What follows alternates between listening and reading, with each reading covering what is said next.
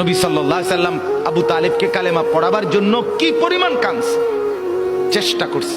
শেষ মুহূর্তে বলছে, চাচা চাচা কালেমাটা পড়েন না চাচা। বলছে না, মানুষের কাছে বেইজ্জতি হব, পড়বো না, মানুষ লজ্জা দিবে। আল্লাহ নবী সাল্লাল্লাহু আলাইহি সাল্লাম বলছে, কানে কানে বলেন, আমি কাউকে শোনাবো না, আমি শুধু হাসরের মাঠে বলবো, মৃত্যু পর্যন্ত চাচা ওয়াদা দিলাম জগৎবাসীকে শোনাবো না আপনি ঈমান আনছিলেন, কানে কানে কন। আবু তালেব বলছে না, কানে কানেও বলবো। এবার নবী বলে চোখের পানি ফেলতে ফেলতে, চাচা এমনও কইতেন না তো, ঠিক আছে চাচা, আমি কালেমাটা পড়ি, আপনি শুধু ঠোঁটটা নাড়েন,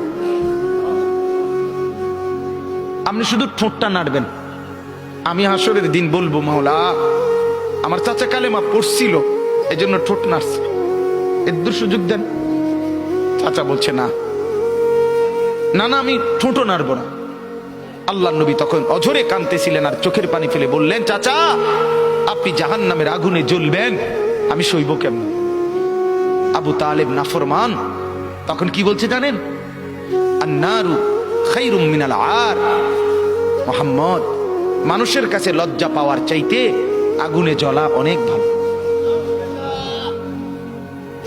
বাপ, নিজেদের জিন্দেগিতে একবার ভাইবা দেখেন, আমিও ভাবি আপনিও ভাবেন এমন আচরণ আমার মধ্যে আছে কিনা।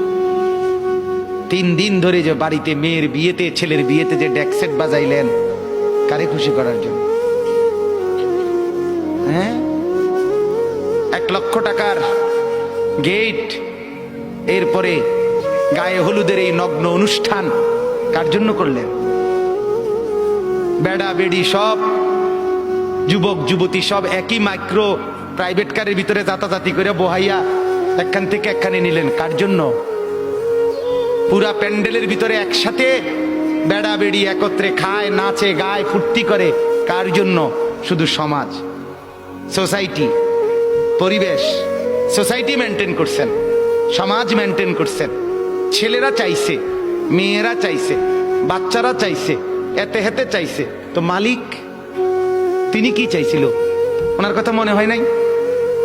রাসূল সাল্লাল্লাহু আলাইহি সাল্লাম, তার কথা মনে হয় নাই?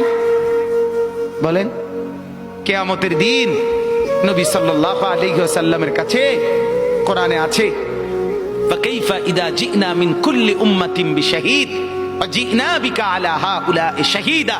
নবীকে বলছে আল্লাহ, বন্ধু আপনার উম্মতের প্রত্যেকের আমলনামা আমি আপনার হাতে দেখাবো, আপনার হাতে, আপনার সামনে পেশ করব, আপনি দেখে কথা বলবেন। আমার কাছে সুপারিশ আপনি কইরেন, মানা নাই, কিন্তু আপনি দেখে করবেন।